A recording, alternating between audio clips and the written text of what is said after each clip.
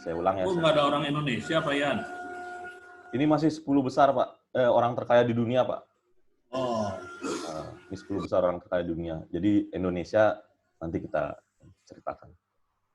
Nah, ini rata-rata itu, nah dari tadi sampai Oracle ya. Terus Carlos Slim udah orang Meksiko, Larry Page, pendiri Google. Dan yang terakhir ini adalah Mukesh Ambani, pendiri dan chairman dari Reliance Industry, jadi industri otomotif kalau nggak salah terbesar di Amerika. Jadi dari 10 orang terkaya, bisa dihitung 10 orang terkaya, 7-nya itu adalah orang TI. Dari 10, 7-nya orang TI. Hanya pengusaha yang bisa menyaingi itu hanya pengusaha sepatu ternama Louis Vuitton sama pengusaha Zara ya, fashion dan industri otomotif. Hanya 3 itu yang bisa menyaingi 7 usaha di bidang IT. Nah, ini adalah satu hal yang menarik, sehingga saya katakan satu pilihan yang tepat kalian bekerja di bidang IT. Ini calon-calon orang kaya berarti kalian. Karena 7 dari 10 orang terkaya di dunia itu orang IT. Ini ya, yang 10 besar. Nah, saya masuk ke sini. Ke orang terkaya memang benar-benar pure IT ya. Tadi sudah disebutkan ini.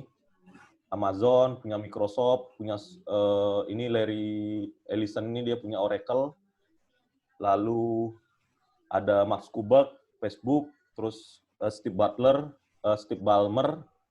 salah satu pendiri Microsoft juga, Larry Page yang punya Google, lalu ini punya Tencent Group nih jual beli online, Alibaba, Jack Ma, itu orang Cina, ini salah satu orang Asia terkaya, yang pendiri Google yang kedua Sergey Brin, ada 2 orang pendirinya, Larry Page sama Sergey Brin, bahkan dua-duanya masuk dalam 10 besar orang terkaya di dunia. Ini Amazon, Dell, terus dan lain sebagainya. Pertanyaannya adalah pertanyaan yang bisa menjawab semua yang bisa menjawab itu adalah mereka bekerja di bidang TI. Dan kalian satu langkah nih, sudah satu langkah. Sudah mau kuliah di bidang TI. Nah, itu langkah yang besar. Di Asia sendiri ya, di Asia itu yang paling kaya kan ini di bidang TI Jack Ma ya. Tapi dia terkaya nomor 2. Ada satu lagi punya perusahaan di orang Cina. Di Malaysia, orang nggak tahu ya, orang paling kaya di Malaysia itu siapa? Yang punya Grab ternyata. Oh, pendiri Grab itu adalah orang terkaya di Malaysia. Di Indonesia, memang belum ya. Sampai saat ini kan dipegang sama perusahaan rokok ya. Peringkat 1, peringkat 2 perusahaan rokok yang punya juga bank BCA. Tapi sudah mulai masuk siapa? Salah satunya adalah pendiri Gojek itu, Nadiem Karim yang sekarang menjadi menteri. Itu salah satu orang terkaya Indonesia. Terus pemilik Bukalapak. Dan ya perusahaan-perusahaan IT sudah mulai masuk ke sini, apalagi ditambah dengan pandemi ini. Jadi salah satu pilihan yang tepat untuk kalian. Saya lanjut. Muncul pertanyaan lagi, kenapa memilih Odoo gitu jadi tugas akhir? Ini saya tampilkan beberapa jenis skripsi yang tentang Odoo ya. Ini sebentar,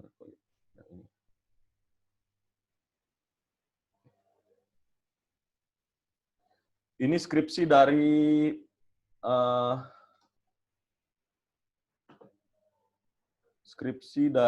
Universitas Muhammadiyah Yogyakarta tahun 2017. Dia mengembangkan dan mengimplementasi ERP menggunakan Odoo pada divisi inventory.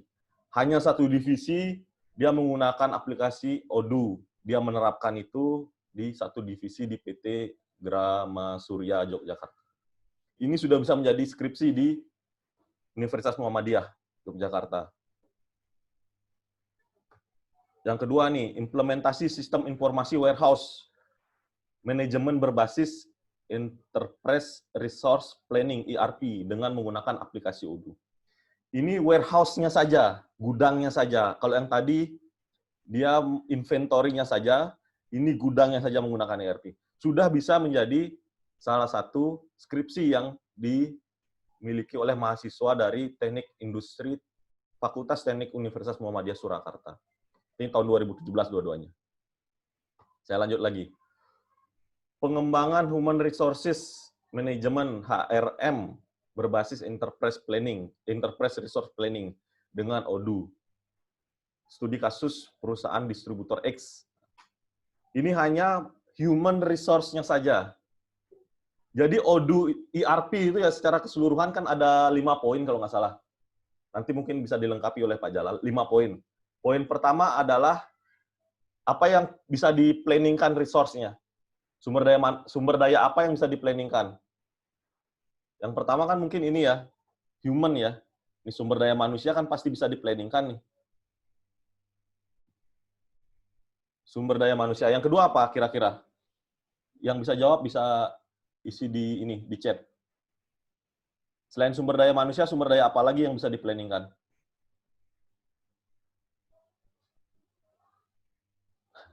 Belum tahu ya?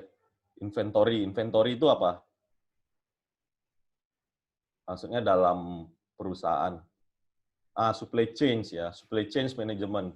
Jadi, human resources, supply chain management, apa lagi? Keuangan apa? Finance, apa lagi kira-kira? Production, sama yang kelima adalah marketing. Ada lima hal yang bisa dijadikan, yang bisa disebut dengan ERP tadi. 5 hal tadi ya. Ada supply chain management, ada human resources, ada lagi finance, ada production, dan satu lagi adalah marketing. Jadi 5 hal ini yang bisa dijadikan sebuah ERP.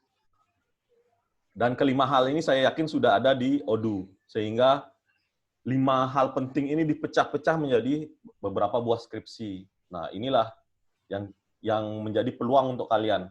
Jangan semuanya keseluruhan ODU diambil, cukup ambil satu sub manajemennya. Setelah itu yang diterapkan di perusahaan mana. Ini contohnya lagi, implementasi dan konfigurasi free open source Enterprise Resource Planning ODU versi 9.0C, studi kasus UD Moro Dadi. Nah, dia hanya menerapkan ODU. Jadi perusahaan yang sebelumnya belum menggunakan ERP, diterapkan ERP-nya menggunakan ODU versi 9. Hanya itu saja sudah menjadi sebuah skripsi. Ini bahkan di ITS. ITS itu Institut Teknologi 10 November ya, ITS Surabaya. Nah, ini lagi nih. Konfigurasi sistem ERP ODU pada wholesale tekstil di PT di kasus UD Mutiara Tekstil. Perusahaan yang tempat kalian tempat kalian melakukan penelitian itu tidak harus PT ya. Ternyata UD pun sudah bisa. Bahkan nih dari ITS juga sama. Cukup UD, unit dagang. Unit dagang itu versi kecilnya PT dan CV ya. Tidak perlu besar, cukup UD, tapi dia menerapkan ERP yang berbasis ODU. Nah, ODU yang berapa nanti dijelaskan sama Pak Jalal tentang ODU-nya. Saya lanjut lagi. Ini implementasi modul accounting dan finance. Hanya accounting dan finance. Dari 5 tadi hanya diterapkan 1. Dengan metode iteratif waterfall. Iteratif waterfall ini pengembangan dari waterfall ya. Karena ada iterasinya, pengulangan istilahnya, iterasi. Itulah yang menjadi perbedaan dari waterfall yang biasa. Ini dari mana tadi? Universitas Telkom. Ini Universitas Telkom aja sudah pakai ODU dia sebagai skripsi. Terus implementasi ERP ODU modul inventory, hanya modul inventory dengan metode RAD pada UD, masih UD nih, sama di Universitas Telkom. Mengembangkan implementasi ERP bagian human resources, hanya human resources-nya saja, tidak harus kelima atau sekian banyak fasilitas yang disiapkan ODU, hanya cukup 1 poin atau 1 modul sudah cukup dari 5 modul yang saya sebutkan tadi. Ini dari Universitas Universitas Kristen Petra, Petra Jogja. ini peluang untuk kalian.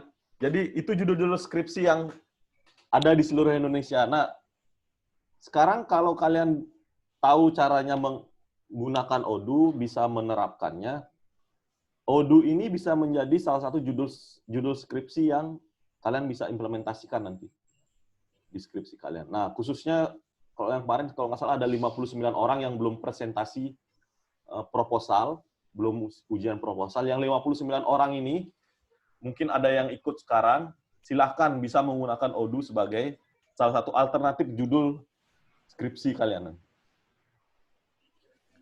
Nah, itu untuk skripsi ya. Sekarang untuk pekerjaan. Ini saya cari-cari kemarin. Pekerjaan Odoo developer, gajinya 7 juta sampai 12 juta sebulan. Odoo developer. Nah, ini yang tertarik nih.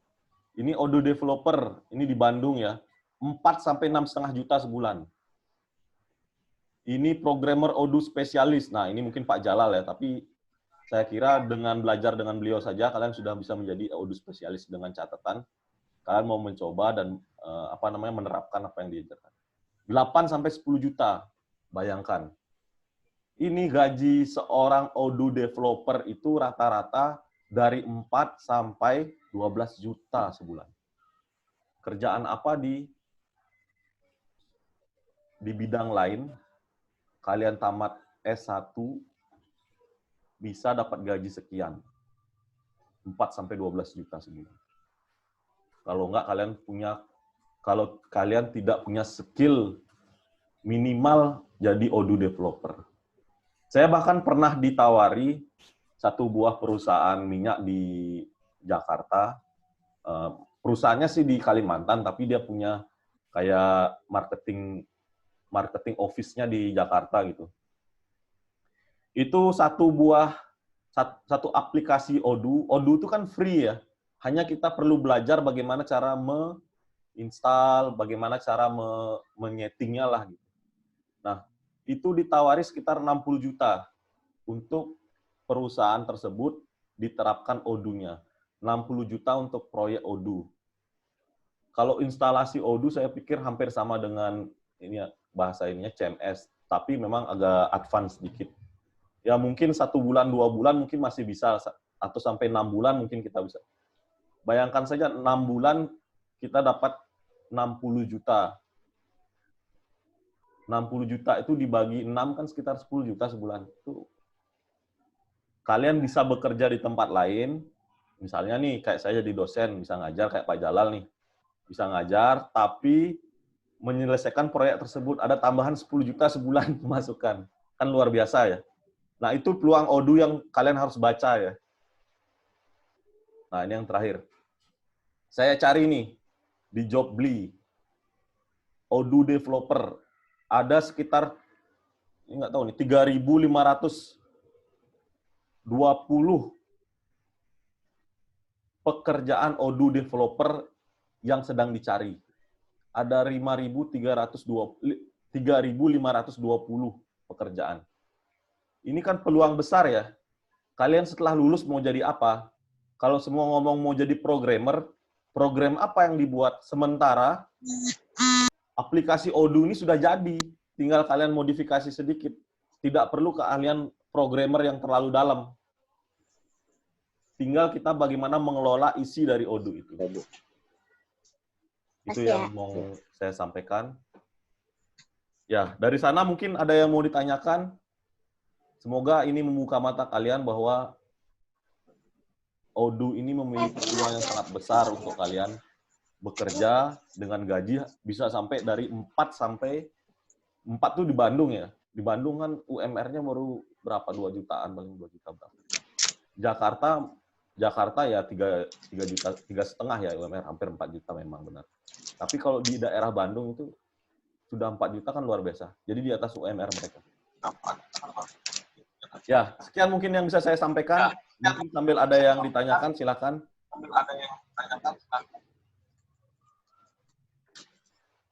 Nah, ini ada yang bertanya nih, Muhammad Jihan. Ya, apabila menggunakan Odoo sebagai skripsi untuk dokumentasi UMR?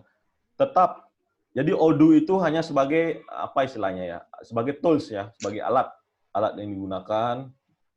Toolsnya Odoo. Setelah itu tetap kalian menerapkan metode apa untuk membangun Odoo itu. Misalnya metode perancangan sistemnya adalah menggunakan metode kayak tadi ya, iteratif waterfall. Iteratif waterfall-nya kan harus menjelaskan bagaimana cara merancang sistemnya, alur kerja sistem yang berjalan saat ini sebelum memakai Odoo seperti apa. Sebelum alur kerja sistem itu dirubah menjadi Odoo tadi penerapannya. Odoo bisa sejalur dengan Pavement Gateway. Seharusnya bisa ya, tapi lebih detailnya nanti dijelaskan sama Pak Jalal ya, karena beliau yang paham lebih detail. Ada lagi yang mau ditanyakan?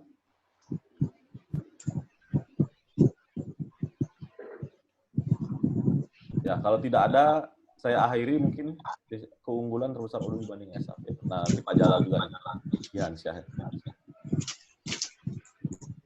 Izin bertanya apakah Odoo ini bisa dipakai untuk perbankan? Bisa, bisa. Semua bisa. Oh, belum bisa, Pak ya? Perbankan terlalu ini, Pak ya? Keamanannya, terus sistemnya terlalu, apa namanya? Terlalu, standarnya terlalu tinggi ya mungkin untuk sebuah Odoo yang free. Oke, dari saya sekian. Kalau tidak ada lagi, saya kembalikan ke moderator. Silakan. Terima kasih, moderator.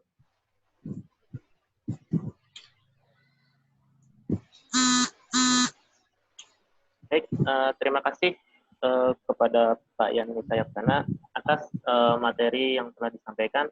Semoga apa yang disampaikan oleh beliau dapat kita manfaatkan dengan sebaik-baiknya di waktu yang akan datang.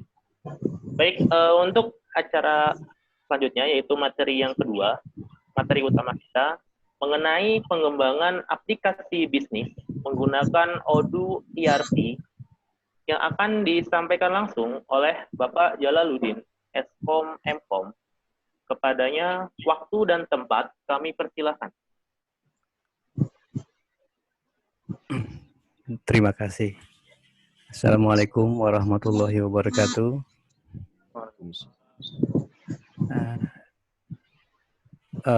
Bisa minta di share partisipan sharingnya.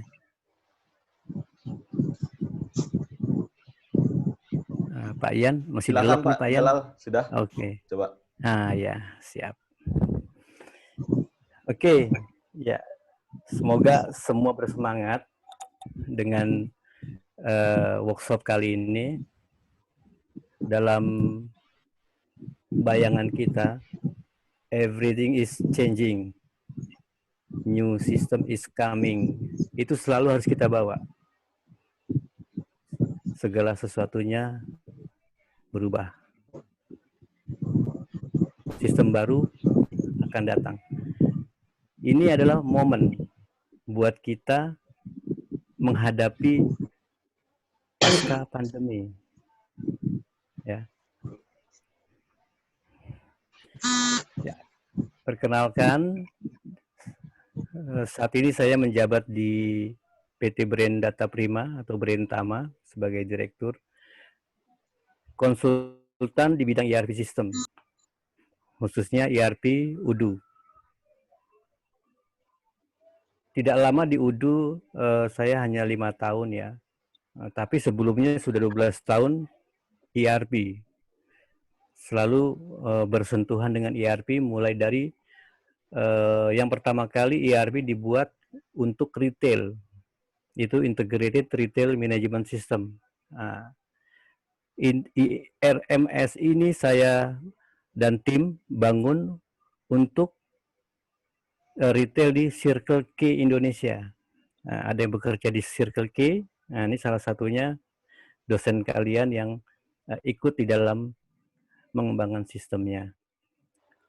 Dynamic Navigation dari Microsoft itu sejak 2008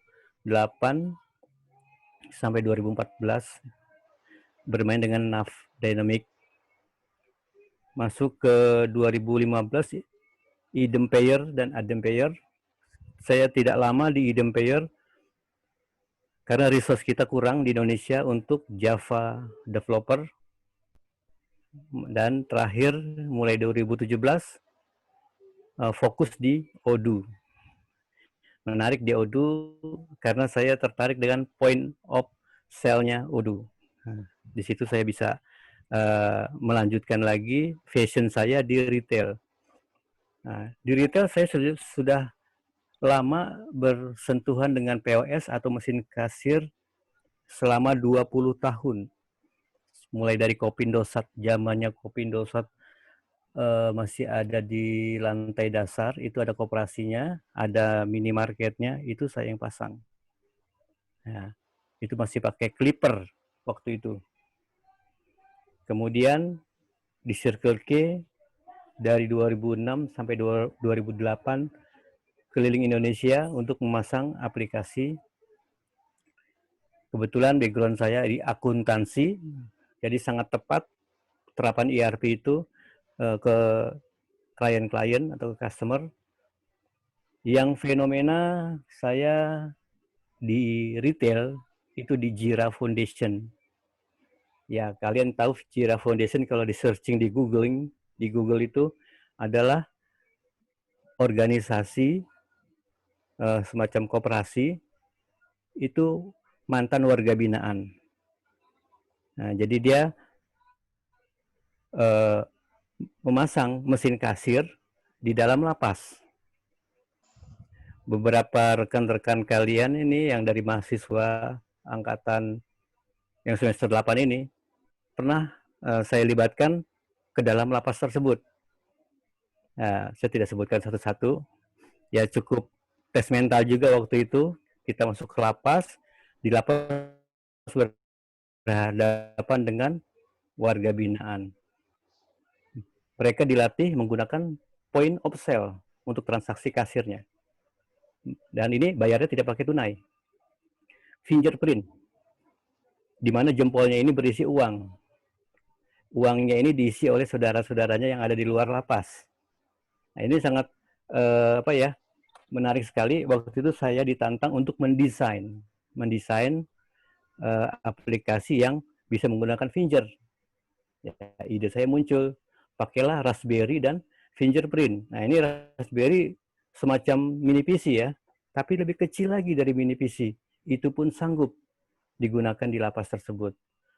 Nah, ini sukses ya, berjalan sampai sekarang. Dari 400 lapas yang harus diimplementasi, baru 13. Sayang sekali, untuk menambah ke lapas berikutnya, dari Jira Foundation masih menahan dulu modalnya, belum cukup, karena cukup besar juga ya, investasi di setiap lapas.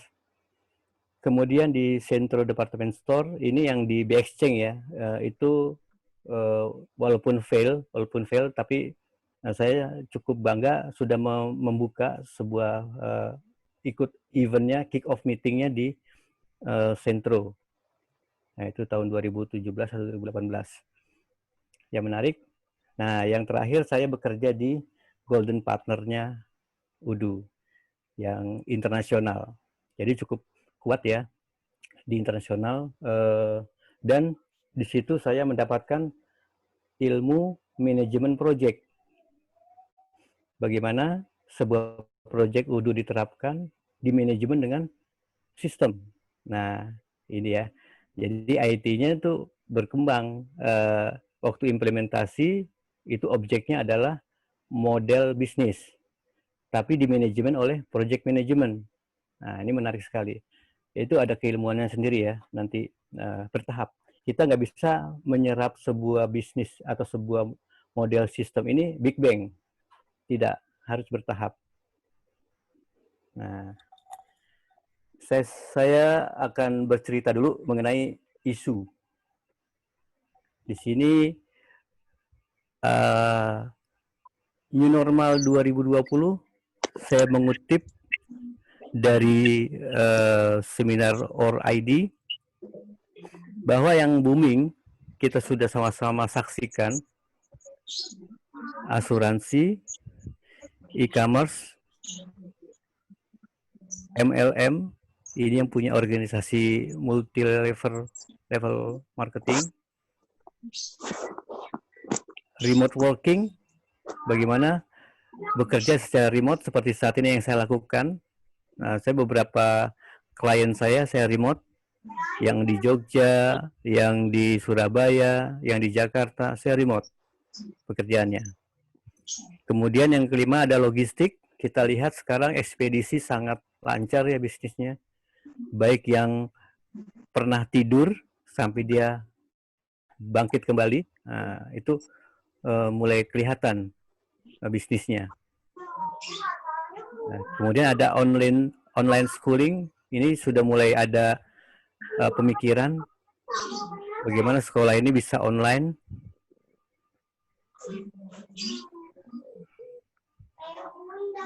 Nah, kemudian ada online training. Ini yang saya lakukan. Saat ini saya sudah membuka event-event yang gratis dan maupun yang berbayar.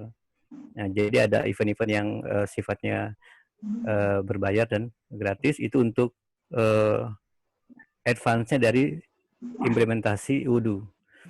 Yang kedelapan ini hiburan dari Netflix dan IndiHome. Nah, IndiHome ini membantu sekali dalam keadaan work from home. Nah, kita butuh kuota. Kalau kita beli kuota harian itu kan boros. Makanya saya pun menggunakan IndiHome untuk melancarkan bisnis saya. Telekomunikasi seperti sekarang ini, bagaimana kita berkomunikasi itu makin meningkat karena kuota dari beberapa provider sangat dibutuhkan kalau kita berada di luar untuk catering dan sebagainya. Telemedicine, ya bagaimanapun antara dokter dengan pasien itu perlu ada tindakan. Dengan keadaan pandemi seperti ini, dokter itu tidak harus bertemu langsung dengan pasiennya, atau dokter bertemu langsung dengan perawatnya, tidak. Jadi ada telemedicine seperti Zoom, halnya seperti Zoom ini. Bagaimana dokter memberikan pelatihan atau saran untuk perawatan pasiennya. Terus cleaning service ini karena banyak sekali yang diberhentikan, outsourcing-nya akhir cleaning service. Kemudian ada kesehatan, itu seperti untuk racikan vitamin atau olahraga, kan ada mentornya tuh, biasanya suka ada tuh. Nah, yang kesehatan sangat dicari nih, asisten-asisten atau praktisi-praktisi kesehatan. Alat-alat kesehatan, nah kita sudah tahu ya, ventilator ini untuk yang mengetahui ada COVID atau tidak. Nah, ini sedang dibangun juga idenya, alatnya. Seperti alat pengecekan juga, rapid testnya juga. Nah, ini jadi booming nih, alat-alat seperti itu. Dulu kita nggak peduli dengan medical check up. Sekarang sangat dicari tuh. Karena yang dihadapi adalah virus, medical check up-nya, alatnya harus lebih canggih lagi. Home entertainment, ya ini hiburan yang di rumah. Sifatnya seperti video, seperti bioskop yang bisa ditonton langsung, yang di IndiHome misalnya. Catch play, online transportation. Nah, ini GoSend, lah seperti itu. Bagaimana kita bisa mengirimkan pesanan kita atau kita menjemput pesanan kita tanpa kita keluar rumah. Nah, itu online transportation. Nah, nanti yang akan kita bahas workshop kali ini adalah yang di 2. Nah, ini karena booming sekali ya, e-commerce-nya sangat booming, dan website-nya sudah saya siapkan untuk workshop nanti. Namun, selain ada yang booming, ada juga yang berdampak atas kejadian pandemi atau wabah virus COVID-19. Hotel sudah ditutup, praktis ditutup. Beberapa bulan yang terakhir ya, hotel tidak beroperasi. Bahkan sampai dijaga oleh security dan kepolisian. Dan orang angkatan juga, TNI juga ikut terlibat untuk pengamanan bisnis hotel ini. Kemudian travel, kita sudah lihat yang umroh, yang haji, stop. Nah, ini sangat terpukul sekali bisnisnya, bahkan salah satu bisnis Airi itu sudah tutup dengan dia menyebutkan mempublish bahwa dia tutup.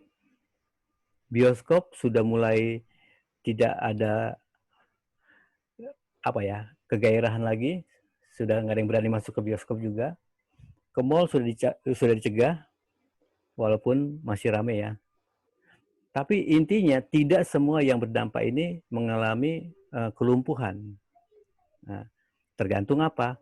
Manajemen. Nah, kita lihat di sini ada yang positif keuntungan dari pandemi ini, bahwa kita jadi sadar yang dulunya bekerja masuk jam 8 pulang jam 5 itu tidak bisa dihitung produktivitasnya, sekarang akan dihitung productivity. Akan kelihatan. Jadi keseimbangan pekerjaan ini ada. Nah, ada keseimbangan. Kemudian efisiensi, cost akan efisiensi. Karena sebagian karyawan ada yang bekerja dari rumah.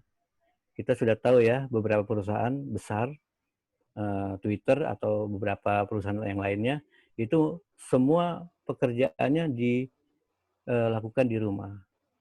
Pertama, dia efisien. Jam bekerjanya pun jadi maksimal. Apalagi sudah menggunakan timesheet. Ya. Konsekuensinya harus begitu. Bekerja di rumah, nggak ada fingerprint dong. Ya, lakukan dengan timesheet. Jadi timesheet-nya apa? Itu semua isi pekerjaan.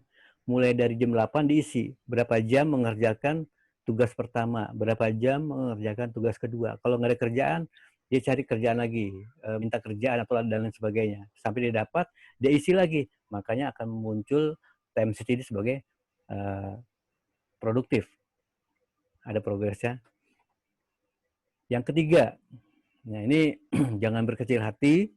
Lulusan kali ini kalian akan dinilai lebih murah untuk gajinya. Berarti harus kita persiapkan nih, akan mendapatkan tawaran yang lebih murah. Yang tadinya UMR bisa di bawah UMR.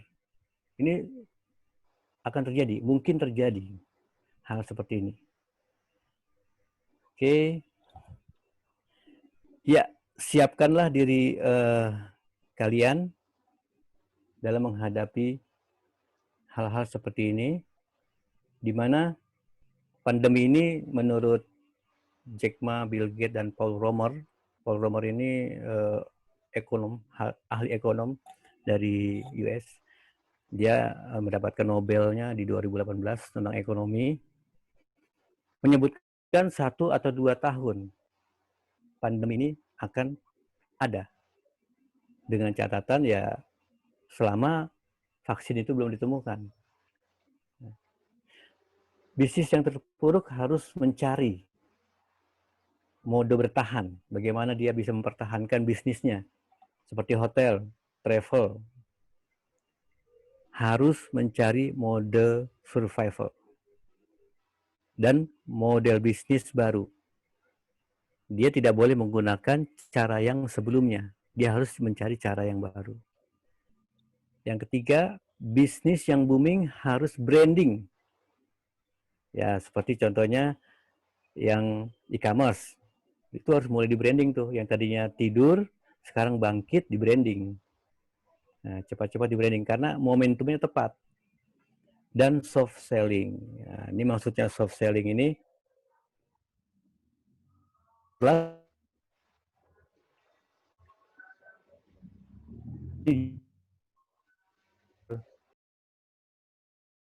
dengan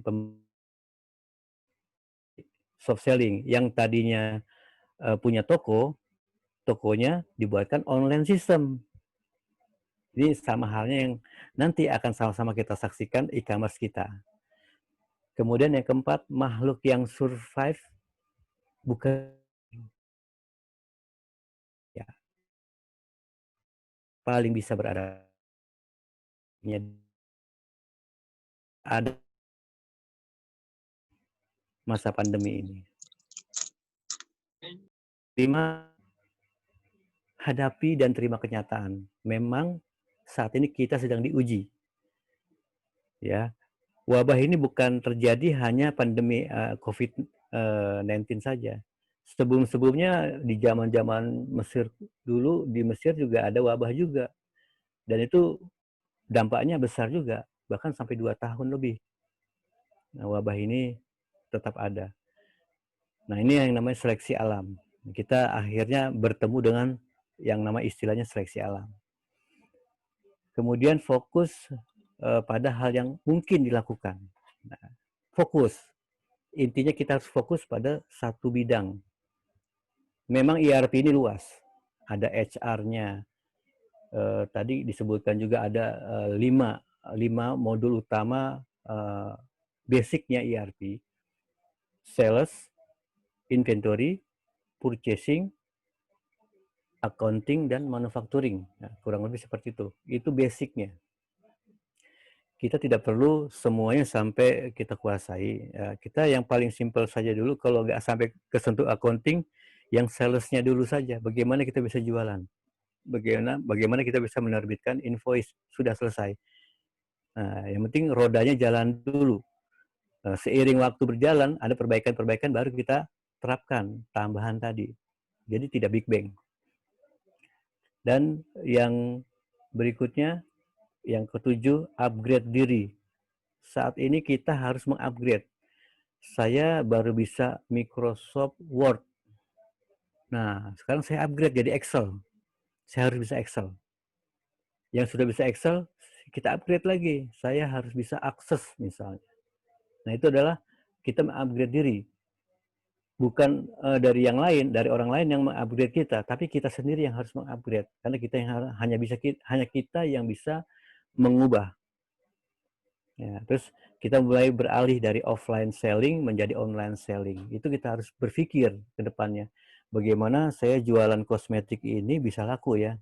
Oh, online. Kalau offline itu saya harus ketemu langsung. Nah, ini udah berpikir ya.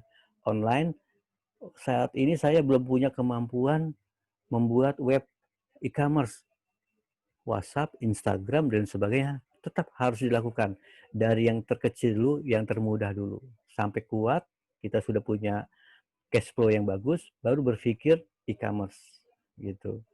Kemudian, nah ini empati ya, bantu mereka yang harus dibantu, peduli dan berbagi. Ini maksudnya kalau saya punya peluang dalam bisnis misalnya farm ya, pertanian. Ini ada pembelinya. Nah, kita empati. Kita buatkan fasilitas bagaimana kita online kan dari petani, kita online kan, kita tawarkan dengan cara e-commerce tadi.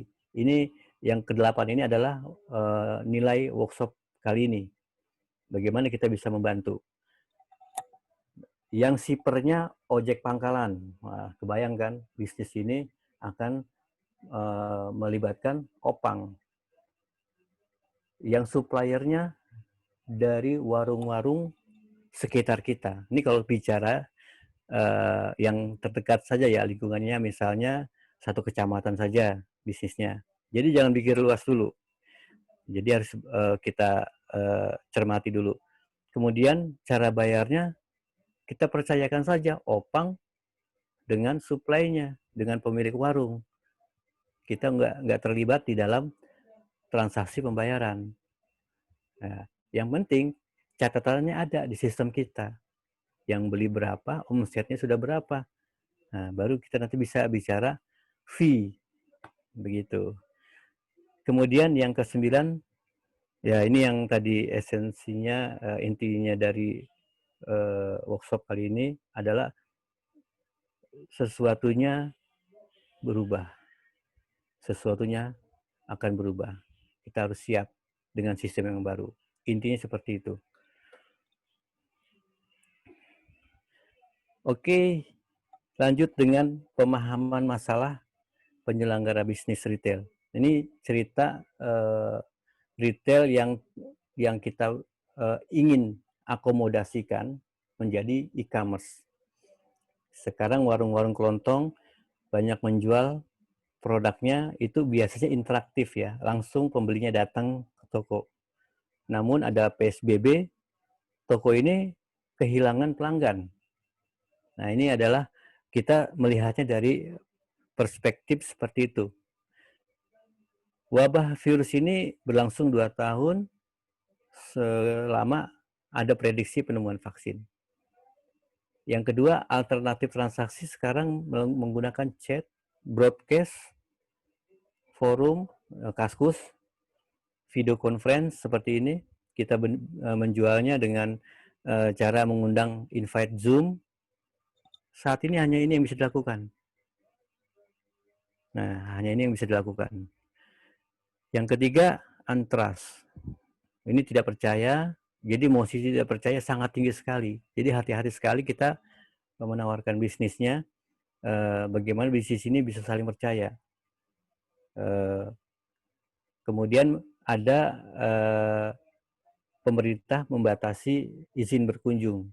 Nah, kita ketahui ya, ada SIKM, surat izin keluar masuk dan sebagainya. Dan itu harus dites medical check up kita, itu kalau nggak salah sekitar 2 jutaan lah untuk tes tersebut. Sangat mahal untuk izin berkunjung tersebut. Kemudian peran supplier ini, ya tolong dibantu supplier ini, warung-warung ini, dia harus siap retur kalau misalnya tidak jadi dibeli. Nah, ini kan pasti terjadi, walaupun kita sudah yakin customer-nya ini membeli, ya si supplier ini harus lakukan terima ini, returan. Nah, tapi sekali lagi ini kita memberikan solusi bisnis. Kemudian yang keenam, ini mengolah data transaksi jual dan belinya. Kita diharapkan dapat mengolah datanya. Warung Bang Jali, salesnya sudah berapa? Nah, yang belinya siapa saja? Nah, itu bisa diolah datanya. Dan ini menjadi milik kita, kelebihan kita untuk menguasai pasar. Nah, terapannya seperti itu. Baik, satu persatu aktornya saya keluarkan. Di sini adalah supplier. Ya, anggaplah suppliernya Bang Jali dan Pak Haji Slamet. Nah, di sini ada beberapa peran yang dia pegang sebagai penyedia logistik. Dia yang melakukan checklist shipper. Ini karena ekspedisi non formal ini seperti ojek pangkalan kan nggak ada identitasnya. Yang warung itu sendiri atau agen itu sendiri yang harus menghafalnya. Jadi tidak dibebankan kepada penyelenggara kita yang e-commerce-nya. Kemudian checklist penerimaan pembayaran. Yang tadi Opang kasih barang, kan dikirim ke pelanggan. Dari pelanggan pasti ngasih COD dong. Nah, dia balik lagi ke engkau tadi kan, yang punya warung agennya. Dia store. Ini setorannya. Karena dia di dalam setoran itu tidak semuanya diserahkan ke pemilik warung. Ada Rp25.000 itu untuk ongkir. Itulah yang menjadi haknya si Opang. Seperti itu. Di sistem sudah disetting. Nah, terus mengelola uang jaminan shipper. Jika ada Opang yang baru dan itu tidak ada yang menjamin, dia yang kenal, mungkin saudaranya atau kakaknya atau siapanya dari Opang tersebut. Nah, ini harus dikelola uang jaminnya, entah 200.000, 500.000 atau 150.000, ya terserah. Jadi harus ada manajemen yang dilakukan oleh si supplier. Karena sekalinya barang keluar, itu dianggapnya loss. Belum ada uang bayar kan, masih dianggap loss. Dan itu harus ada jaminan. Shipper. Ya, kita optimalkan Opang karena sebagian besar ojek pangkalan inilah yang kena dampaknya dalam bisnis ini, dalam pandemi ini. Dia tidak bisa membawa penumpang, ya kan? Dan untuk mengantar barang, gimana caranya? Dia sendiri tidak tahu, tidak ada yang memberitahu dengan cara apa dia diperintahkan untuk mengantar barang. Beda dengan ojek online. Dia sudah ada sistem, sudah bisa lihat notifikasinya. Nah, di Opang tidak ada. Terus pengirim barang pesanan, ya perannya menerima COD, ini lanjutan dari supplier tadi, dan menyerahkan uang ke supplier, kemudian terima jasa upahnya. Dari pembeli, di saat ini pembeli perannya sebagai pembeli, seorang pembeli harus menyertakan nama dan alamat telepon, email. Nah, ini yang harus di-entry oleh pembeli. Tujuannya apa? Supaya alamat pengiriman atau tujuan pengiriman itu bisa tercatat dengan jelas. Nah, ini adalah peran-peran yang dilakukan oleh sistem, yang harus dilakukan oleh yang dilibatkan oleh sistem. Admin website e-commerce ini menjadi sentralnya. Kalau tidak ada admin di belakang e-commerce, tidak bisa jalan shipper, supplier, dan customer. Ya, jadi harus ada yang berperan menjadi admin. Dan ini harus mengikuti pelatihan dulu nih untuk menjadi admin ini. Karena dia harus menguasai tools yang di sekitar bisnisnya e-commerce. Ya, modul yang akan digunakan nanti di e-commerce ini, purchasing atau sistem pembelian, inventory, sistem persediaan, sales, sistem penjualan, ada invoicing, sistem penagihan, kemudian ada sistem pengiriman. Nah, ini yang nanti saya gunakan metode drop ship batch picking. Nah, jadi ada namanya batch picking, yang bagaimana batch ini menyematkan nama Opang. Nah, seperti itu. Dan yang terakhir ada sistem pembayaran dan e-commerce. Nah, ini adalah modul aplikasi manajemen e-commerce yang harus diinstalasi. Oke. Ini adalah tampilan dari website. Sebelumnya saya sudah kasih URL ya ke bis.brentama.com. bis.brentama.com ini adalah contoh e-commerce. Nah, diharapkan nih dari partisipan saat ini yang sudah megang handphone, di searching di handphone, addressnya dimasukkan di situ. Coba kalian tes online, order online. Nah, order online. Nanti sama-sama kita lihat di back end apa yang terjadi. Nah, ini saya sedang merangsang partisipan untuk interaktif. Jadi workshop kali ini adalah interaktif. Kita bisa melakukan dengan model bisnis e-commerce secara real time. Oke. Nah, ini modul-modul yang diinstal, karena Odoo itu ada 50 modul aplikasi.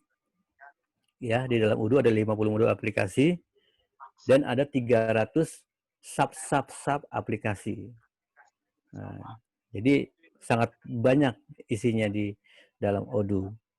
Nah, saya hanya memilih beberapa aplikasi saja.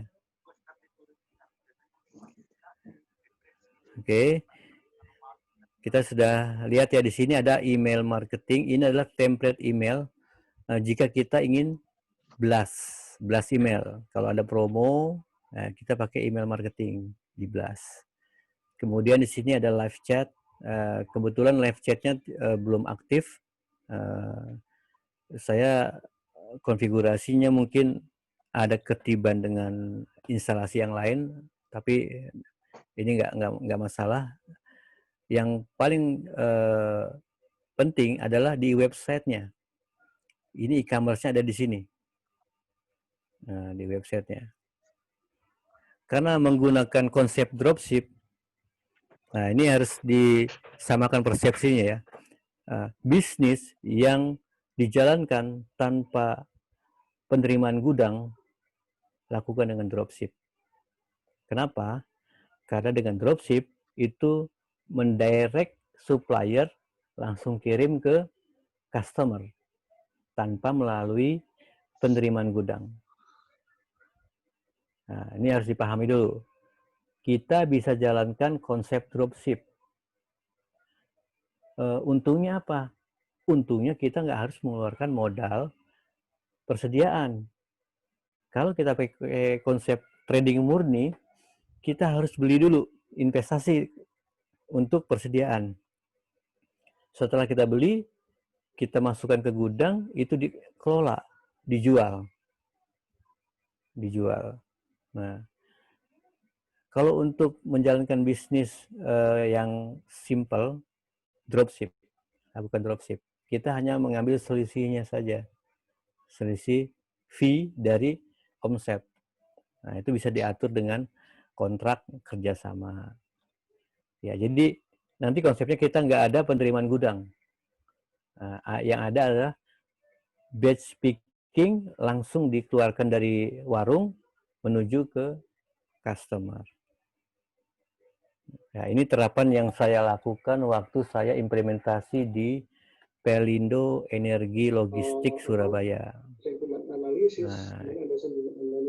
Nah, itu terapan saya. Saya menggunakan dropship. Di situ yang sama-sama diketahui bahwa klien saya ini tidak punya toren, tidak punya gudang, tapi dia punya pembeli. Sedangkan dia menjadi ya maklaran atau istilahnya maklar lah. Nah, jadi maklar. Nah, disitulah saya berpikir bagaimana menghubungkan antara supplier langsung kepada customer. Ya, ini terobosan. Baik, ini sudah mulai meningkat ke proses bisnis. Bagaimanapun, sekecil apapun bisnis ini, kita harus tuangkan menjadi flow. Walaupun sesederhana ini. Memang banyak diagram-diagram yang lebih menarik yang bisa dituliskan di sini. Tapi saya ingin buat aliran air dulu. Ya, harusnya kan ada sekat-sekat stagingnya ya, itu yang lebih jelas. Tapi saya ingin bikin yang simple karena mengikuti gerakan dokumen. Nah, di sini saya warnai, yang hijau itu adalah customer-nya, yang biru itu adalah supplier-nya, yang putih itu opang, peran-perannya ojek pangkalan, yang kuning admin. Nah, ini adalah satu siklus. Ya, kita sudah lihat ya, yang putih itu adalah perannya opang. Bagaimana opang ini pick up, terus uang diserahkan ke supplier lagi. Baru dari supplier, dari admin mengkonfirmasi atas transaksi. Kalau digantung terus itu menjadi sebagai apa ya, notifikasinya itu menjadi ada pekerjaan yang tidak selesai, padahal prakteknya sudah selesai. Makanya admin ini harus fokus di monitornya. Oke, berikutnya ini proses ada di slide sudah saya kirim ke partisipan juga ya, melalui panitia. Integrasinya dalam sistem akan seperti ini, di mana accounting ini terlibat dalam bisnis, dia menjadi sebagai laporan keuangan.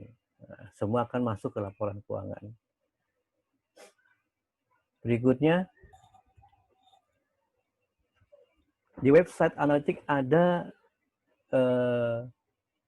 dashboard.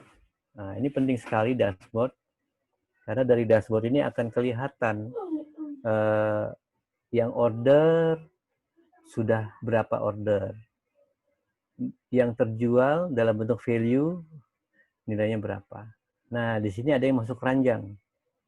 Nah, di sistem e-commerce, setiap yang masuk keranjang itu wishlist. bukan wishlist ya, sebagai rencana belanja.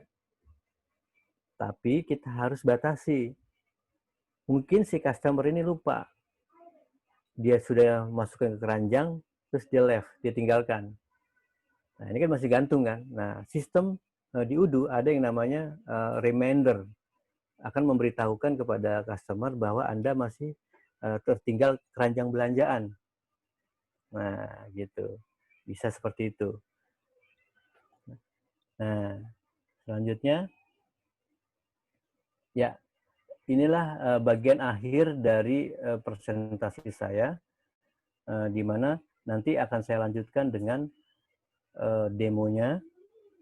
Tapi sebelum demo, saya ingin tunjukkan dulu kira-kira apa sih yang harus disiapkan sebelum kita jalankan bisnis ini. Nah, di sini ada modal awal pertama, keinginan yang kuat. Nah, keinginan yang kuat ini harus ada dulu. Jadi harus punya mental yang kuat. Kalau tidak sanggup sendiri, bikin tim paling tidak 10 orang. Karena dari 10 orang ini bisa patungan dulu. Kita modalin apa dulu nih? Modalin 100.000 masing-masing. Ayo kita modalin 100.000 untuk melakukan langkah awal. Nah, mungkin bertahap. Bulan ini 100.000, bulan berikutnya 100.000, kan sudah terkumpul 3 juta sudah punya 6 juta nih. Nah, itu bisa dilakukan untuk pengembangan selanjutnya. Sewa VPS dan domain. Nah, kita harus punya domain. Kalau nggak punya domain, nanti publik akan menulisnya angka semua. Itu kan kurang bagus. Dan dalam penulisan domain, cari kata-kata domain yang simple, tidak kepanjangan. Nah, memang yang 3 digit itu mahal, domain 3 digit. Yang 4 digit lah, paling enggak itu ada domain-domain yang bisa kita masukkan. Pemilihan domain bagus ya untuk branding. Nah, ini jangan sampai salah. Kalau domainnya kepanjangan, capek ngetiknya dari ponsel. Kalau kita ngetik detik.com, itu kan enak. Seperti itu. Yang ketiga, instalasi server, aplikasi, plus dengan database. Ya, ini harus pakai bantuan konsultan. Karena kalau sendirian mungkin ada salah setting dan lain sebagainya. Ya. Jadi perlu konsultasi dengan praktisinya.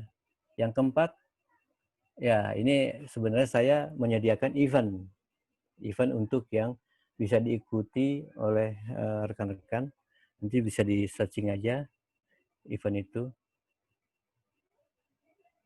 Nah, di Palembang ini ada contoh pasar dhd.com.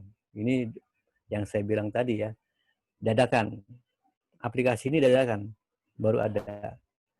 Dia juga sudah bikin Google Play Store-nya ya, sudah membuat Play Store-nya.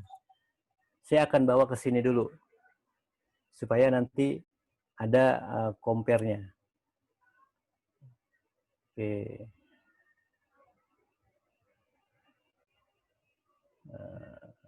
DHD.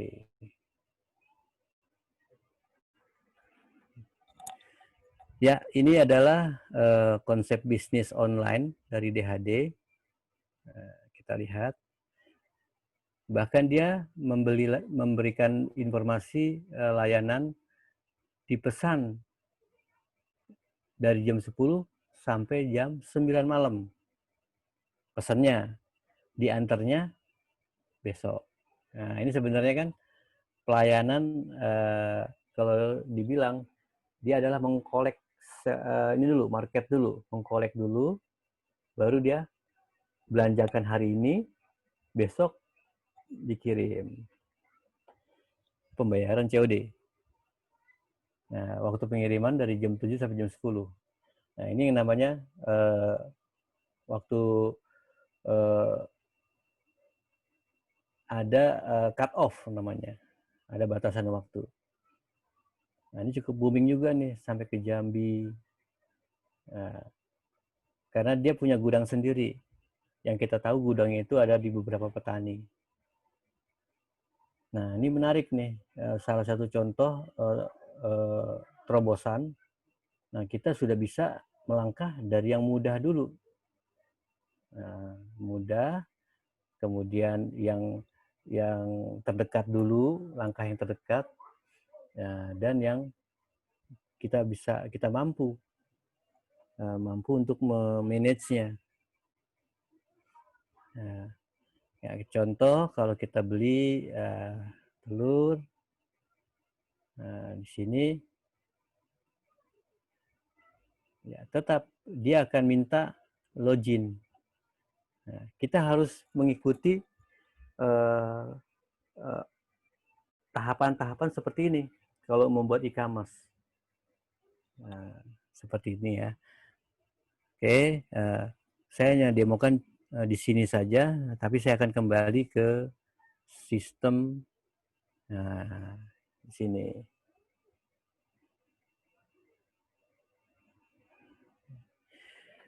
Ya, ini adalah tampilan awal sebuah sistem e-commerce. Coba kita lihat di sini belanja. Dari belanja ini sama ya, seperti di sini bisa wishlist. Yang ini bisa compare. Nah, jadi kalau ada beberapa gula, kita compare semuanya. Nah, itu dimasukkan ke dalam satu tempat. Nah, harusnya sama-sama gula ya, biar nanti kelihatan yang mana yang mau dibeli. Nah, seperti itu. Oke. Kemudian di sini kita tambahkan misalnya 5. Masukin ke keranjang dulu. Lanjutkan belanja yang lain. Nah, beras kita beli 2 misalnya. Atau 3 lah. Masukkan ke keranjang. Oke, cukup sampai di sini belanjaan kita check out.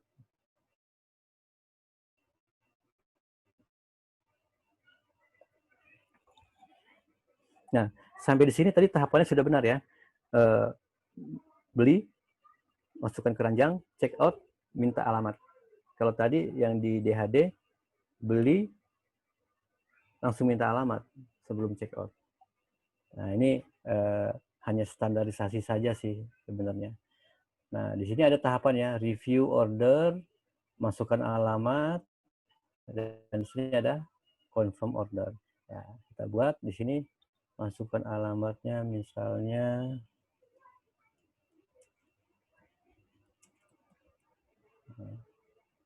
ya, masukkan ke sini saja. Email wajib ya, diisi. Nomor telepon juga wajib.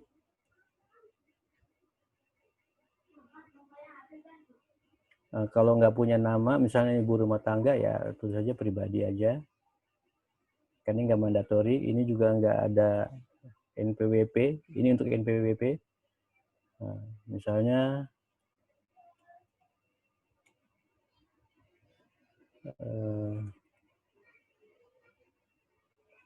seperti ini ya. Saya percepat aja.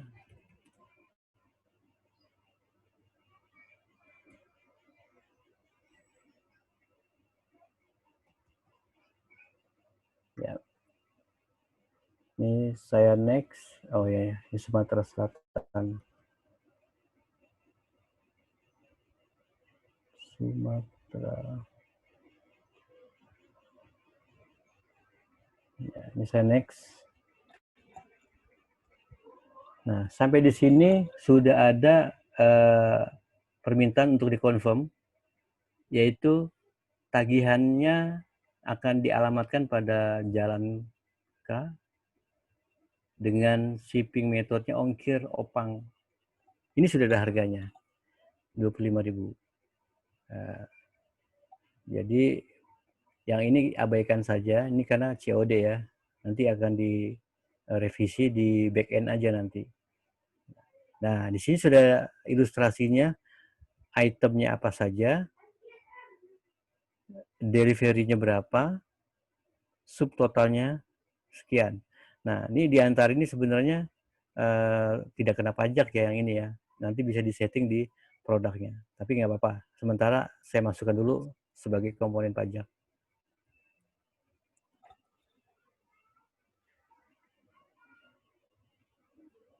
Ya, proses untuk create registrasi pembelian ini perlu waktu juga karena server saya ini kecil, kapasitasnya kecil sekali.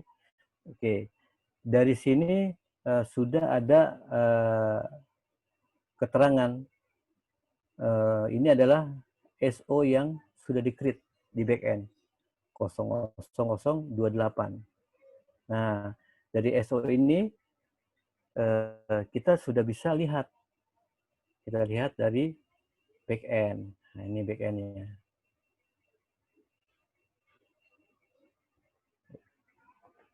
Ya. Kita lihat ya, di sini ada sign in-nya sebagai administrator. Kalau tadi namanya public user yang baru belanja dan itu harus diregister.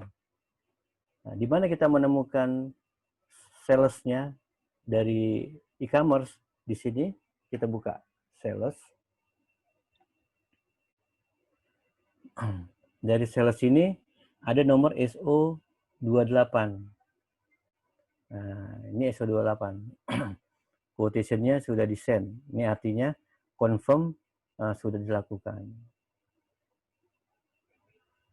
Kita buka. Nah, ini sudah ada permintaan. Confirm ini sudah dikirim melalui email sebenarnya. Coba kita periksa lagi di customer-nya. Sebentar ya, saya periksa dulu di sini.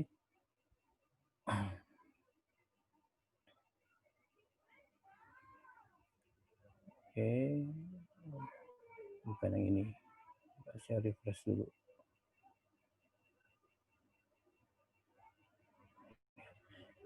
Kelihatan ya, di sini ada informasi dari administrator untuk nomor SO28.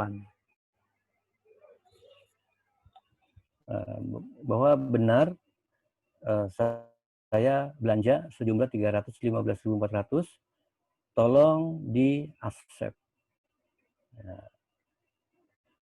Tolong di-accept, minta tanda tangan.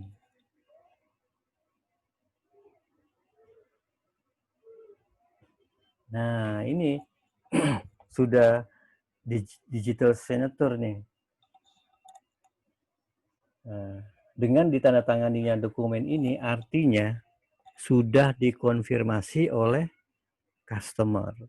Nanti kita lihat di backend-nya. Ini agak lama prosesnya. Dia harus meng-create ya, meng-create confirm. Di sini sudah ada ya. Thank you, your order has been confirmed. Nah, ini sudah ada keterangannya dan sudah tidak muncul lagi accept and sign. Nah, ya. Ini tanda tangannya sudah tercipta dan ini bisa dibuatkan tambahan informasi ya. Misalnya kalau dalam pandemi ini tolong nanti kirimannya diletakkan di depan ya, di depan pintu misalnya. Ya bisa dikirim seperti ini. Nah, ini sudah interaktif. Dari handphone pun bisa. Jadi tanpa kita buat Android, ini sudah bisa jalan. Nah, sudah ada ya dengan atas nama Lubna. Oke. Kita lihat ini masih dalam keadaan statik ya, belum di-refresh.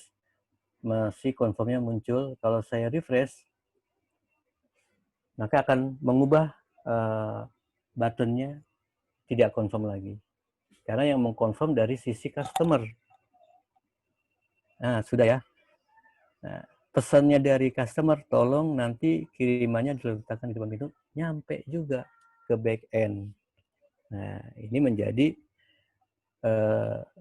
langkah selanjutnya disampaikan ke opangnya atau batch yang pick up-nya nanti. Sampai dengan customer, pekerjaan customer selesai nih. Nah, kita berikan message ke suppliernya. Karena tadi saya setting 2 item ini, kalau saya periksa, akan mengarah kepada PO yang mana. Kita lihat ya, ini saya buat sub. Nah ya, sub menunya. Supaya saya mau lihat, menunjukkan SO0028 ini ada hubungan dengan PO nomor berapa. Nah ini sudah integrasi ini. Purchase. Perhatikan source dokumennya. Ini otomatis. Dari tadi saya tidak meng-create PO 008, tapi sistem sudah meng-create secara otomatis langsung ke nama suppliernya Warung Bang Jali. Nah, ini sangat menarik nih. Dari sini sudah kelihatan bahwa integrasi antara front end dan back end mulus, jalannya sangat mulus. Nah, langsung dikirim. Baiknya sih di send by email dulu. Send by email.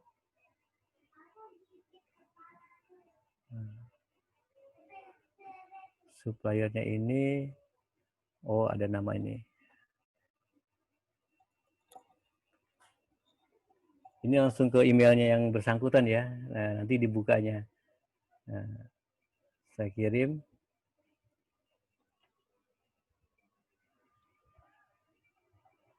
Ya, harusnya nanti pada saat buka email itu ada message dari warung digitalnya Systemic Eresa.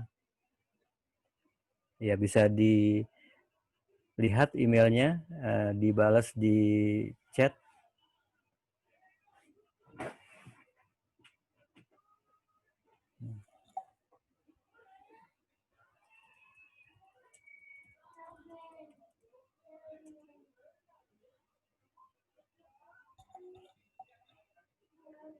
Oke.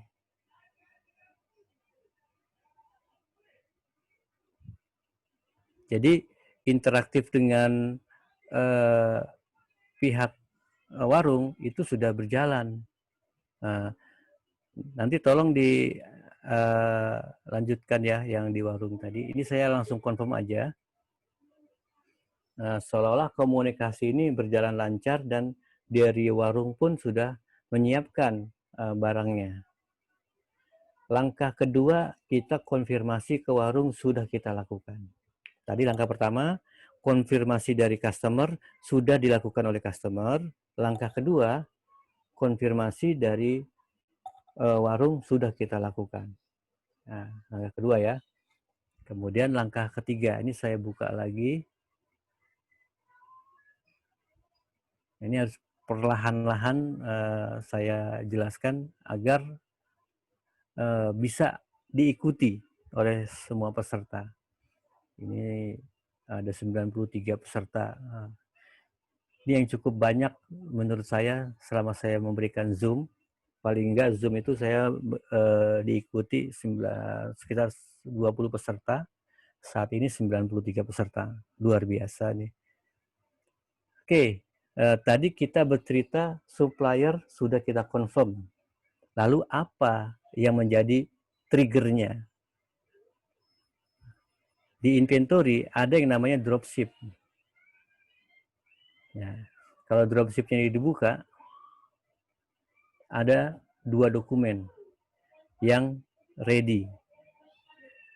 Tapi batch transfernya belum terisi. Ya, bisa dirunut ya. Ready, belum terisi batch transfer. PO-nya pun sudah terhubung dengan PO 008 yang mana kita sama-sama ketahui PO tersebut ditujukan ke warung Bang Jali. Nah, kita mulai bikin batch transfer dulu. Jangan dari sini. Jangan dari sini. Karena kita mau melibatkan opang. Nah, ini kita klik operation, ada batch transfer. Kita harus create. Siapa yang merespon? Nah, misalnya seperti ini. Atau ini siapa ya? Bisa kita cek di outbox-nya biar kita tahu, oh ini jangan pakai yang ini. Saya pakai kemarin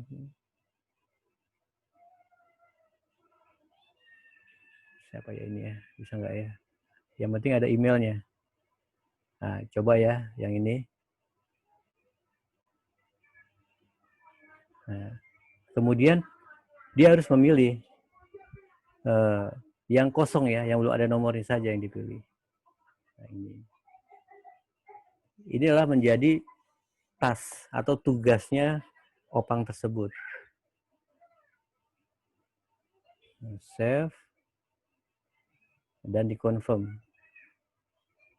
Nah, dengan confirm ini artinya ada task atau tugas yang dilakukan oleh opang ini untuk menjemput barang-barang ini. Gula pasir dan beras. Nah, nggak perlu dicetak, cukup disimpan aja PDF-nya. Nah, inilah paperless. Kita sudah menjalankan paperless. Ya, kemudian kita harus cetakkan 2 dokumen. Cetak 2 dokumen yang penting untuk dikirim ke opang. Dokumen pertama, kita harus keluarkan, saya buka overview-nya opang ini yang pertama ya. Ini ada PO 008, kita buka. Nah, di sini ada dokumen, kita bisa print. Jadi di sini jangan dulu divalidate, karena barangnya ini kan belum dikeluarkan atau belum diterima oleh customer. Kalau tiba-tiba kita validate, itu akan menimbulkan sebuah tagihan. Jadi jangan ditanggung dulu oleh opang. Nah, jadi ada alamat tujuan. Nah, ini penting nih. Yang dilakukan oleh manajemen atau admin, dia mengirimkan DS, dropship 005. Ini surat jalan ya. Surat jalan dengan alamat tujuan. Nah, ini kita sama-sama lihat ya, alamat tujuan dan alamat gudang. Ini kalau alamatnya lengkap nih, warung Bang Jali ini bisa di-track nih dari Google Map. Nah, sampai di sini saja kita sudah jauh sekali nih,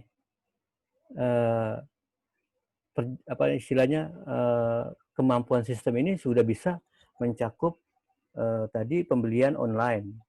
Customer-nya sudah done ya, sudah belanja, confirm.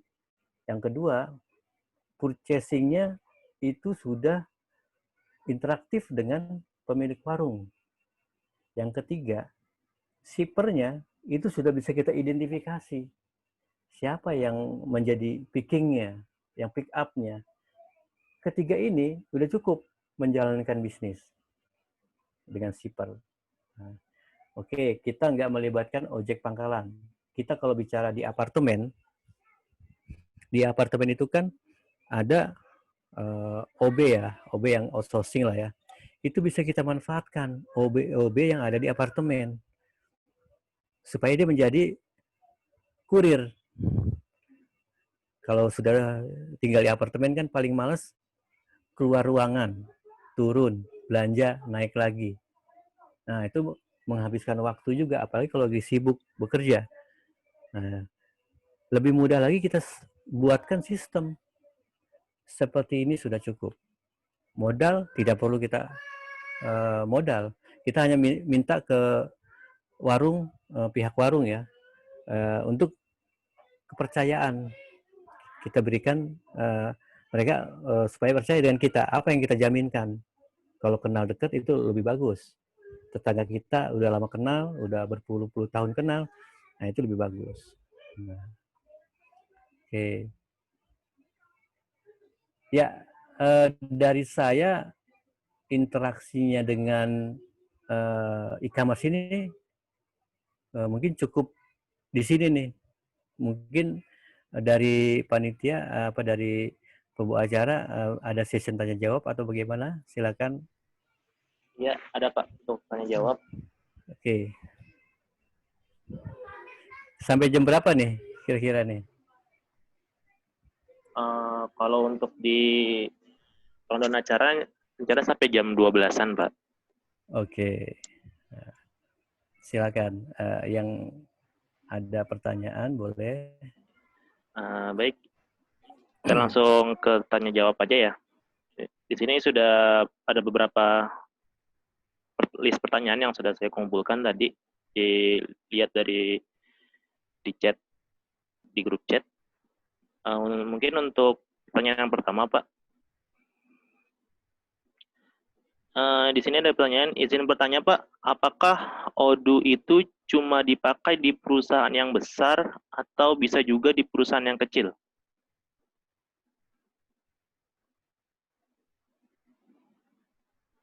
Ya, langsung jawab aja ya. Ya, silakan. Baik Pak. Biar nanti dapat ini ya jawabannya. Intinya seperti ini. Terkait dengan penggunaan aplikasi, contoh di Banjarwijaya, Tangerang, itu ada minimarket yang 212 Mart. Nah, itu minimarket yang menurut 212 Mart itu yang tidak menggunakan aplikasi yang dari Hydro atau aplikasi yang online. Saya yang pasang. Itu kecil.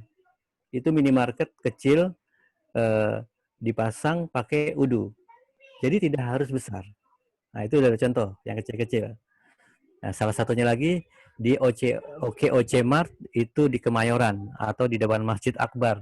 Saya belum tahu, belum sempat ke situ lagi masih dipakai atau tidak aplikasinya. OKOC Mart yang independen itu juga menggunakan aplikasi Odoo. Ya, paling tidak sudah bisa digunakan.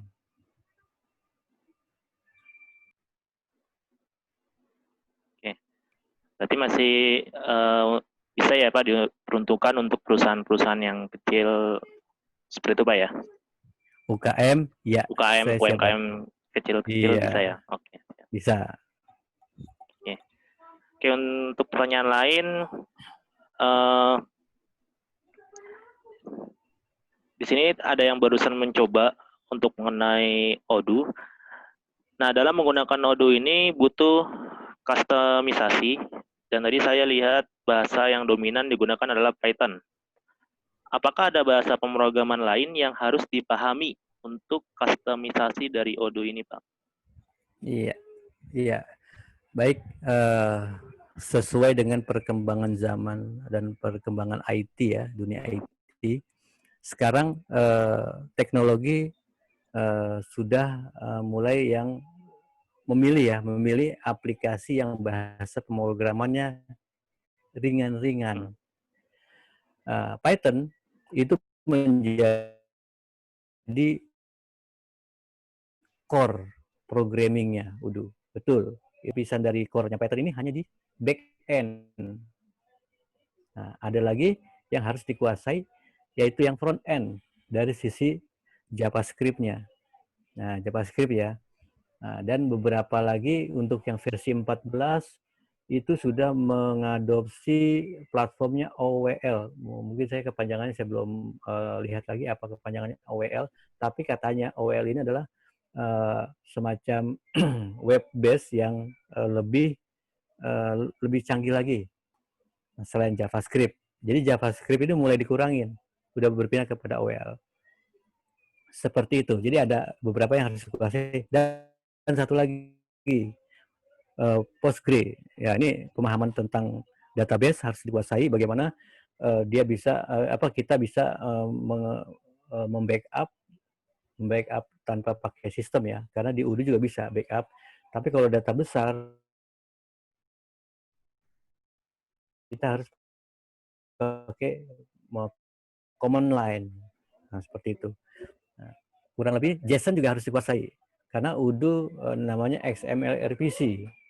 Dia menggunakan XML RPC atau Remote Protocol Controller. Command dia konsepnya menggunakan prosedur. Di remote prosedur. Jadi ada perintah yang memanggil prosedur. Itu yang harus dikuasai dari sisi API. Kurang lebih seperti itu. Ya, terima kasih. Untuk pertanyaan lainnya, izin bertanya Pak, apa yang menjadi kelebihan ataupun kekurangan dari Odoo ini dibanding dengan aplikasi dari ERP lainnya Pak? Mungkin ada perbandingannya seperti itu Pak. Iya. Oke.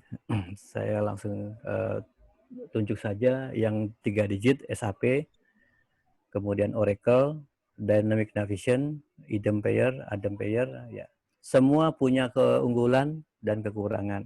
Tapi sekali lagi, kita gunakan sesuai kebutuhan. Itu yang bijaksana seperti itu. Nah, kalau dilihat dari konsep bisnisnya, Odoo ini secara GUI interface-nya itu lebih halus. Jadi user friendly. Nah, keuntungannya kita menggunakan Odoo ini karena open source satu, open source dan dia bisa di plug in, ditambahkan add-on. Nah, ada aplikasi kalau yang sudah di compile seperti Visual Basic, DLP itu kan di compile.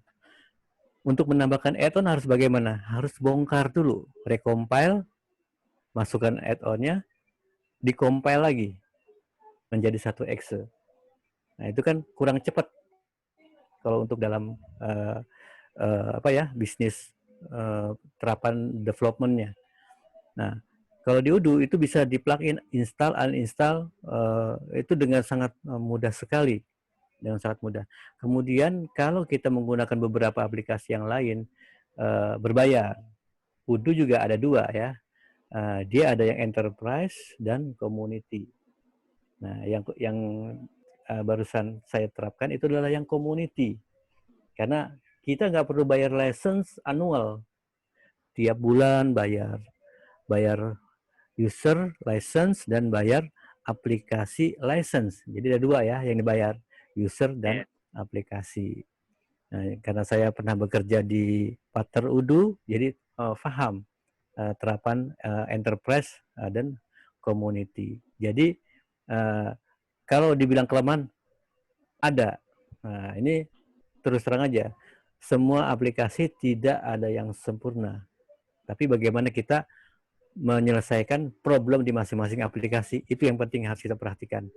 Nah, kalau melihat kelemahannya, di Odoo bahkan di semua aplikasi yang lain, itu pertama kita harus bisa ini ya, beradaptasi ya, memberikan edukasi. Nah, itu belajar lagi. Ya, jadi Odoo lebih cepat untuk belajar lagi. Kekurangan di Odoo itu ORM-nya. Ini yang dikeluhkan oleh developer. Kita ketahui ya, ORM itu adalah platform. Bagaimana platform ini berjalan terkesan lambat. Berjalan terkesan lambat ketika data sudah menyentuh big, data besar. Ya, disinilah perannya konsultan untuk memilah modul-modul apa saja yang menyebabkan itu menjadi penghambat. Karena platform kita tidak bisa mengubah tatanan dari pemrograman Odoo, kita nggak bisa mengubah platformnya.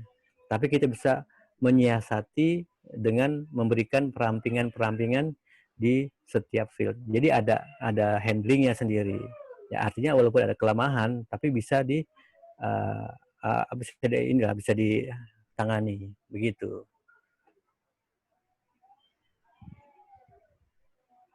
Ya, terima kasih sekali lagi Pak Jalal atas jawabannya. Oke, untuk pertanyaan selanjutnya, izin bertanya Pak, apakah dimungkinkan fasilitas payment-nya ini di-embed dengan widget yang sudah umum digunakan? Misalnya seperti Mitrans, Doku, dan lain sebagainya. Apakah bisa diintegrasikan secara langsung supaya status pemesanan dan status pembayarannya ini bisa sinkron?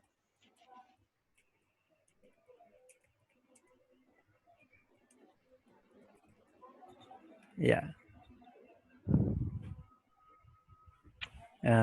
Tadi pertanyaan ini ya, payment gateway ya. Ya, ya Pak. Oke. Ya, ya beberapa fitur atau beberapa aplikasi yang diterapkan di klien ada juga yang menggunakan virtual account. Waktu itu saya pernah terapkan di ISTN, di kampus ISTN. Itu ada pembayaran virtual account, itu pakai konektor namanya. Kemudian beberapa rekan bisnis juga agen-agen tiket itu menggunakan Mitrans. Nah, jadi kita harus searching juga. Ini sekalian saya praktekkan bagaimana kita bisa mendapatkan add-on payment gateway Udu dengan versi 13. Jadi di Ocha itu atau di Udu aplikasi itu menjual add-on yang dipublish. Nah, ini contohnya.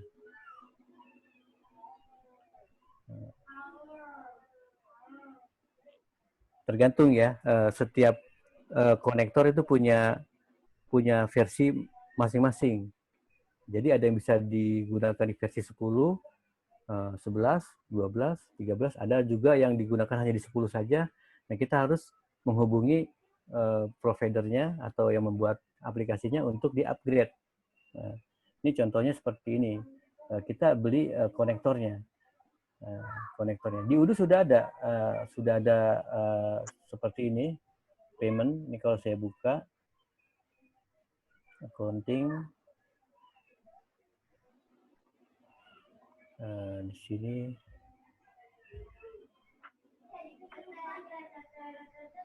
nah ini ada payment acquires. Nah ini adalah konektor-konektor yang sudah di internasional ya, sudah ada ya, di Indonesia sudah ada seperti PayPal.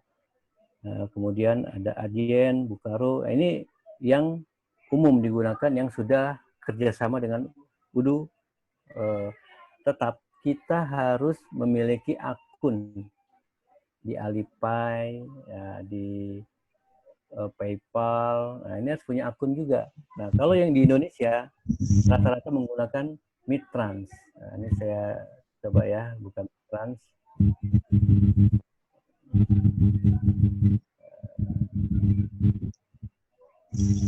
Ini saya buka. Ini banyak sekali yang mencari di sini. Mitrans.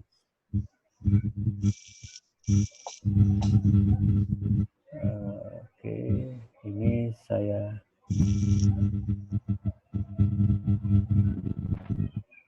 sebentar, ini apps-nya.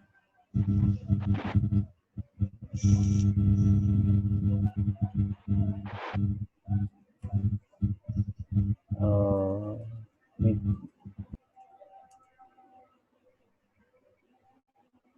tidak ada.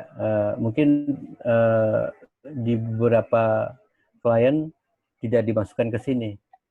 Nah, jadi ada yang bisa dijual di Google, di Udu Apps, dan ada yang dibuat langsung di masing-masing customer. Intinya bisa. Kalau dengan Bank BCA sudah bisa interaktif dengan Bank BCA. Tapi kita harus bikin konektor ya, karena tidak semua penyelenggara payment gateway itu membuka API-nya. Jadi kita harus request dulu, dan kita harus diregister dulu. Nggak boleh sembarangan masuk ke payment gateway. Begitu.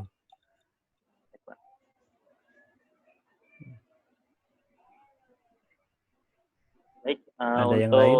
pertanyaan terakhir nih Pak. izin bertanya Pak, apakah platform PrestaShop dan dengan Odoo ini sama? Apa yang ulangi? Apakah platform PrestaShop dengan Odoo ini sama? Oh, template ya. Iya Pak. Kalau bicara template, nah ini kita harus buka, ada namanya konektor. Nah, ini ada konektor. Nah, seperti ini. Ada Odoo, WooCommerce, Shopify. Ya, ini ada Magento, ya kan? Ada PrestaShop juga. Nah, ini ada banyak nih. Ada sekitar 106 aplikasi. Jadi gini, front end dengan back end, Odoo hanya mengambil API-nya saja yang dari Magento ditarik ke back end. Nah, seperti di Shopify. Yang kita buka aja ya di sini ya.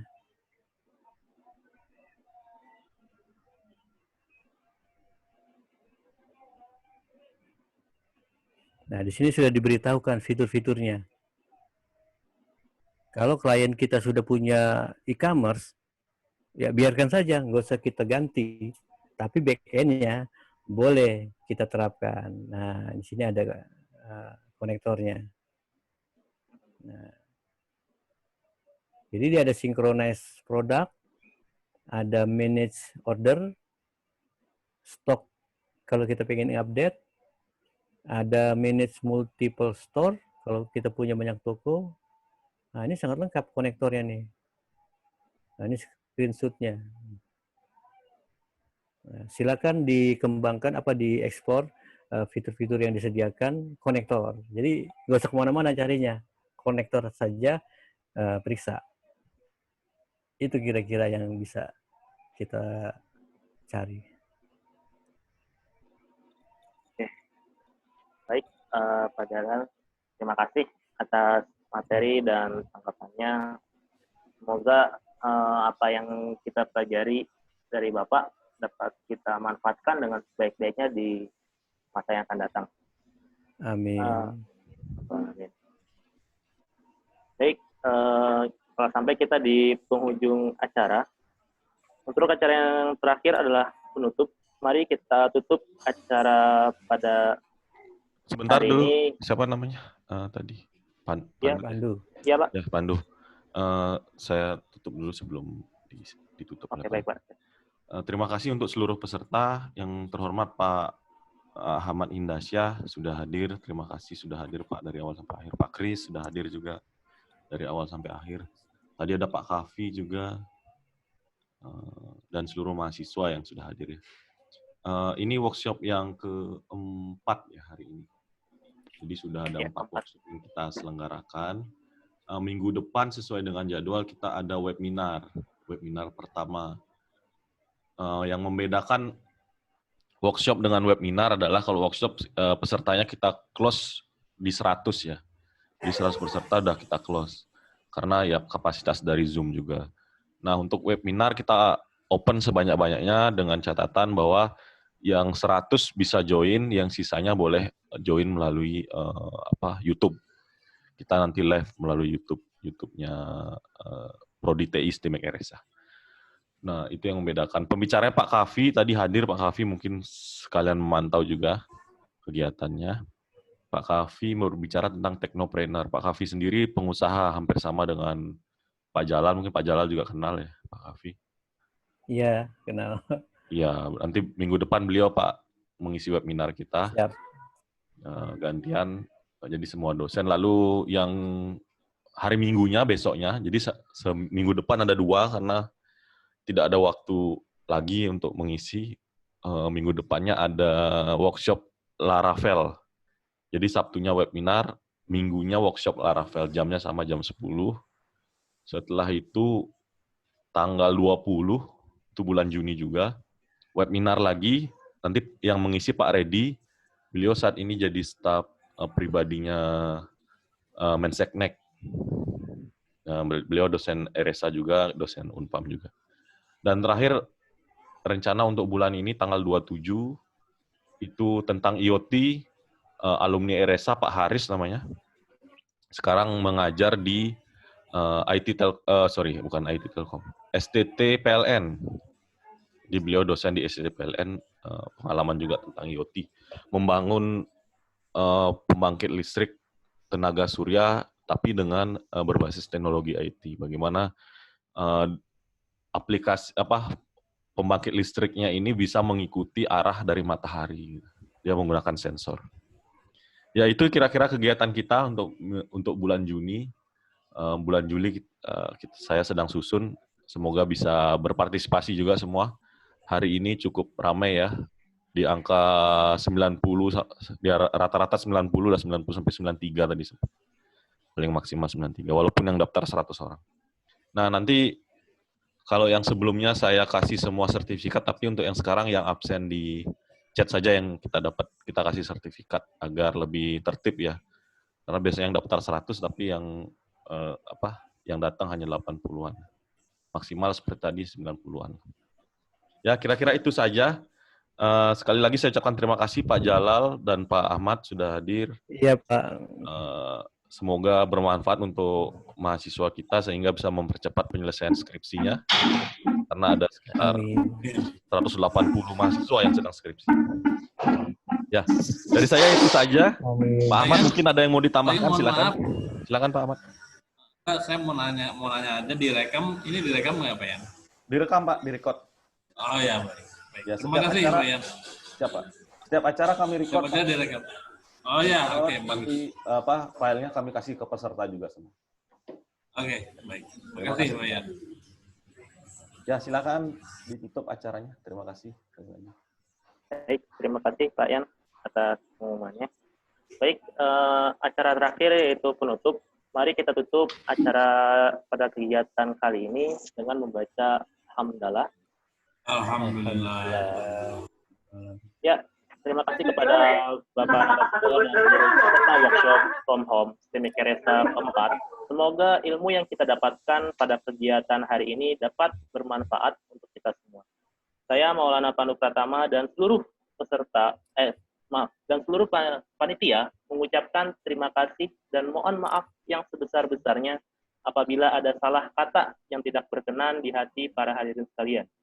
Wabillahi taufik wal hidayah. Wassalamualaikum warahmatullahi wabarakatuh. Waalaikumsalam.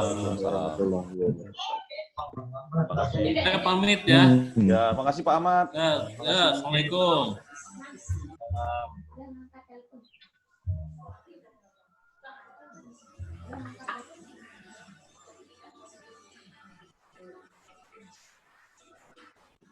Tadi.